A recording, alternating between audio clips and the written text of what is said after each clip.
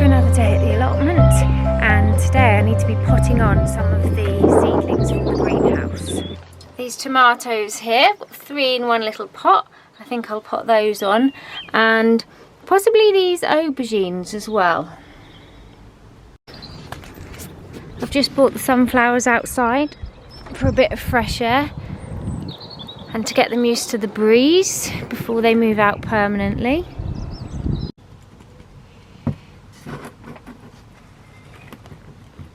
I don't know quite how to do this. I think the only way to do this is like this, because they've rooted together. Get some compost, make a little well for your tomato roots. Take little tomato, plonk in pot. There we go. And then I'm just going to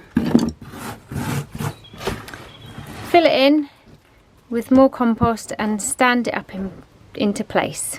3 little tomato plants potted on. I might put a little stick in there to try and support that actually. Here we go. Happen to have those on hand. That's useful. I'm just going to do this very loosely because we don't want the string to cut into the stem of the tomato. We just want it to be loosely holding it in place. These are all of the tomatoes that I've got growing at the moment. We've got 8 now, probably about 3 different varieties. The main variety we're going for is Montello tomato, which we haven't grown before, but I have got a couple of the more obscure ones just for fun. Like this is called chocolate cherry tomato.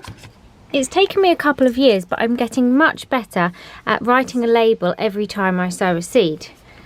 However, I do sometimes forget when it comes to potting them on, and it's still an art I've not quite mastered, because this label, for example, says Montello tomato on one side and Tigerella tomato on the other. Oh well, it's the thought that counts. Add the melon to the collection. These are the potatoes that we've got left over. Maris Piper, Kestrel and Swift. We just don't have space for any more at the moment. But I do need the greenhouse space, so I'm going to move them up into the shed because they've had plenty of, oh, the light. They've had plenty of time to do their chitting.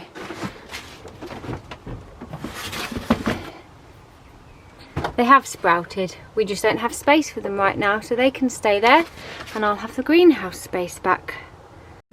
Another example of how I haven't quite mastered the art of labels yet.